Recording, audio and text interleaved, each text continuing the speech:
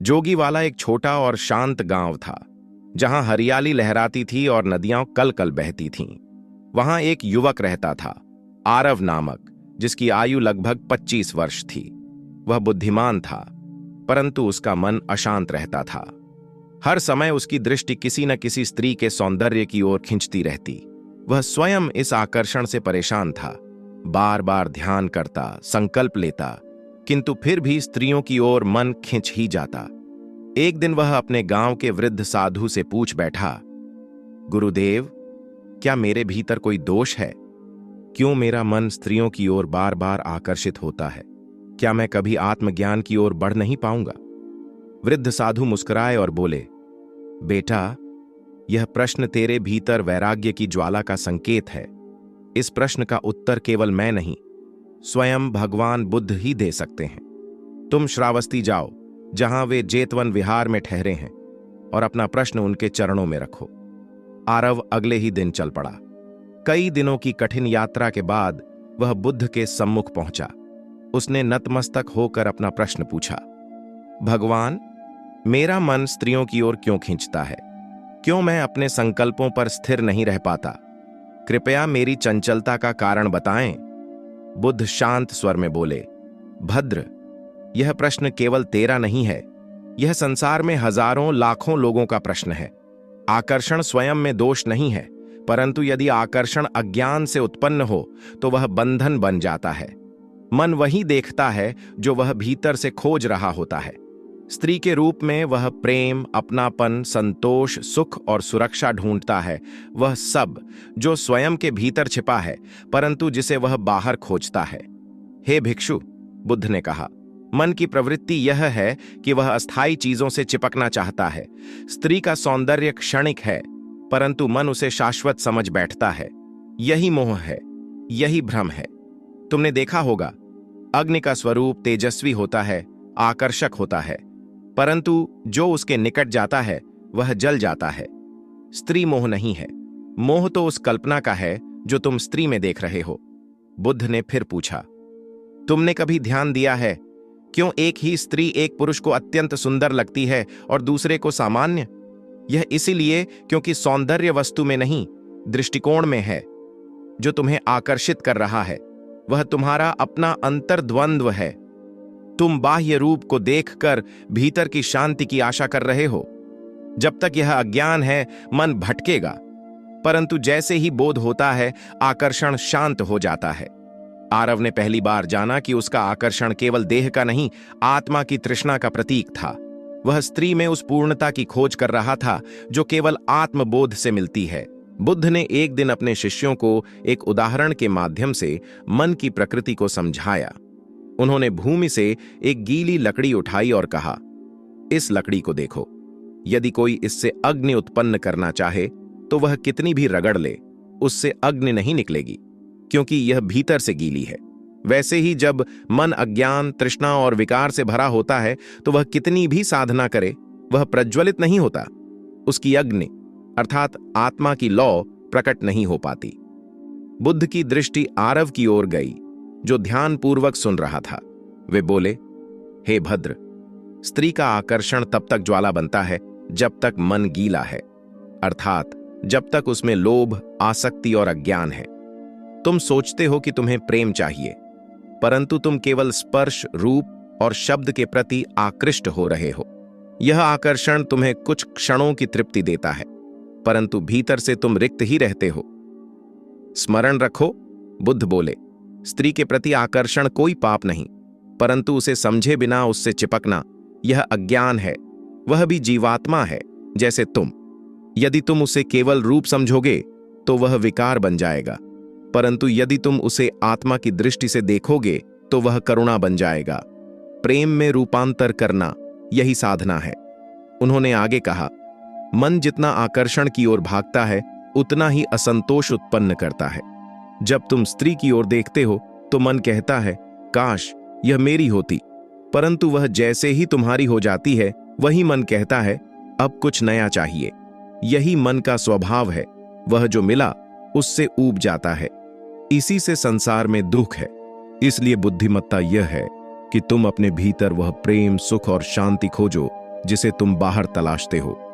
आरव, बुद्ध ने गंभीर स्वर में कहा, तुम्हें अभ्यास करना होगा। क्षणिक आकर्षण को देखो, परंतु उसके साथ न जाओ। जैसे नदी के जल में कमल खिला होता है, वह जल में होता है परंतु उससे छूता नहीं, वैसे ही तुम संसार में रहो। आकर्षण को देखो परंतु उसमें उलझो नहीं। यह ध्यान की यात्रा है, जागृति की साधना है। आरव की आंखों से अश्रु बहने लगे। वह समझ गया कि वह स्त्री को दोषी ठहरा रहा था, जबकि दोष उसके अपने मन की अज्ञानता में था। उसने उसी क्षण संकल्प लिया, अब मैं अपने भीतर के रिक्त स्थान को भरूंगा, ज्ञान से, ध्यान से और आत्मबोध से।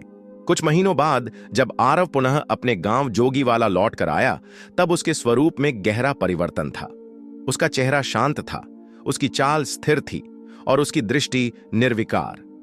अब जब वह गांव की स्त्रियों को देखता तो उसके मन में कोई विकार न उठता।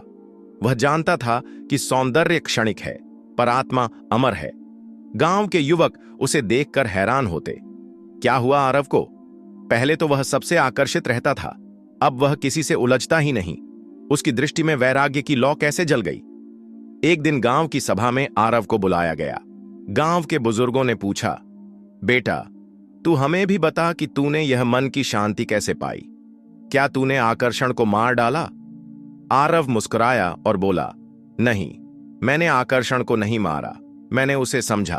पहले मैं रूप को प्रेम समझता था, अब मैं आत्मा को प्रेम करता हूं। पहले मैं किसी को पा लेने की चाह रखता था, अब मैं सबके कल्याण की भावना रखता हूं।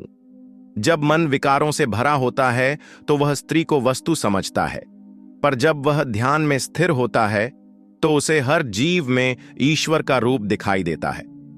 गौतम बुद्ध ने मुझे सिखाया कि मन को संयमित करने का उपाय है जागरूकता। जब मैं किसी स्त्री को देखता हूं तो अब मैं तुरंत देख लेता हूं मन क्या सोच रहा है। क्या यह प्रेम है या केवल स्पर्श की लालसा?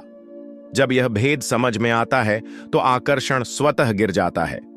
सभा में एक वृद्ध ने पूछा, क्या इसका अर्थ यह है कि हमें विवाह नहीं करना चाहिए?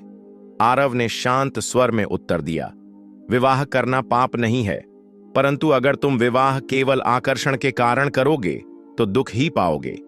यदि तुम साथी को आत्मा की दृष्टि से देखोगे, सेवा, करुणा और सह अस्तित्व की भावना से, तो वही आकर्षण प्रेम बन जाएगा और प्रेम ही मोक्ष का मार्ग बन सकता है।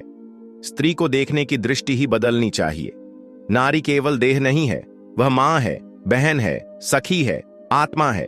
जब तुम रूप से आत्मा की ओर देखना सीख जाओगे तभी मन की खिंचाव शांत होगी। गांव के सभी लोग मौन में डूब गए। उस दिन जोगीवाला में एक नई चेतना जागी। अब वहां के युवक केवल रूप को नहीं, आत्मा को देखना सीख रहे थे। अब वहां की स्त्रियां वस्तु नहीं, पूजा की पात्र बन गईं। जोगीवाला में अब धीरे धीरे परिवर्तन दिखने लगा था। जहां पहले युवक एक दूसरे से स्त्रियों के सौंदर्य की तुलना करते, वहां अब वे आत्मविकास की बातें करने लगे थे। स्त्रियां भी अब सजने संवरने से अधिक अपने भीतर की शक्ति को पहचानने लगी थीं। इस परिवर्तन का श्रेय आरव को दिया जाता था, परंतु स्वयं आरव यह सब गौतम बुद्ध की करुणा का फल मानता था। एक दिन गांव में एक विपत्ति आ गई। नदी में बाढ़ आ गई और गांव के कई घर बह गए। एक स्त्री जिसका नाम स्नेहा था, अपनी छोटी बेटी को लेकर एक टूटी हुई झोपड़ी में किसी तरह शरण लिए हुए थी।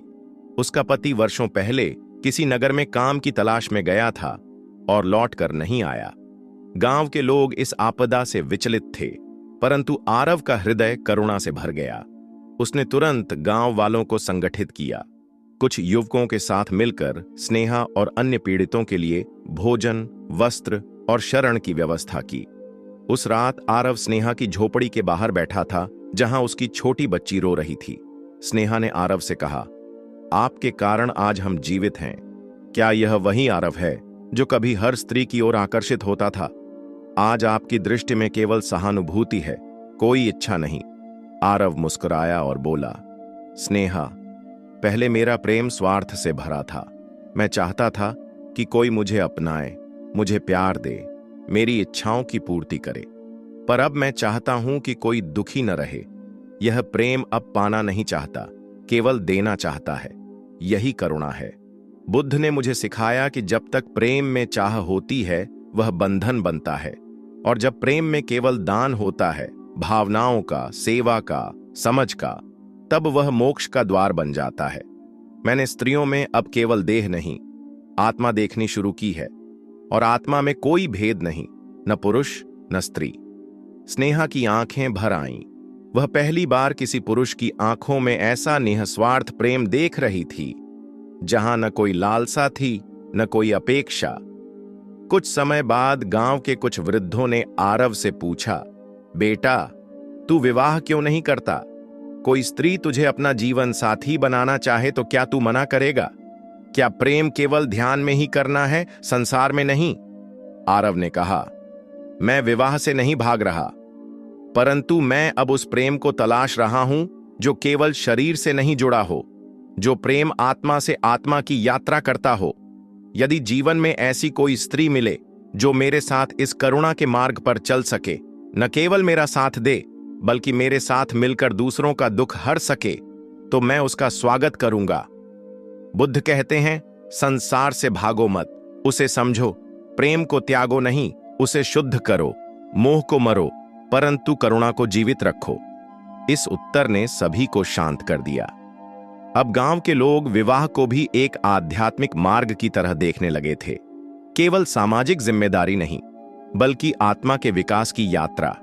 कुछ महीनों बाद जोगीवाला में एक आश्रम की स्थापना हुई, जहां युवक युवतियां, स्त्रियां और पुरुष सब ध्यान, सेवा और करुणा के अभ्यास में समय बिताने लगे।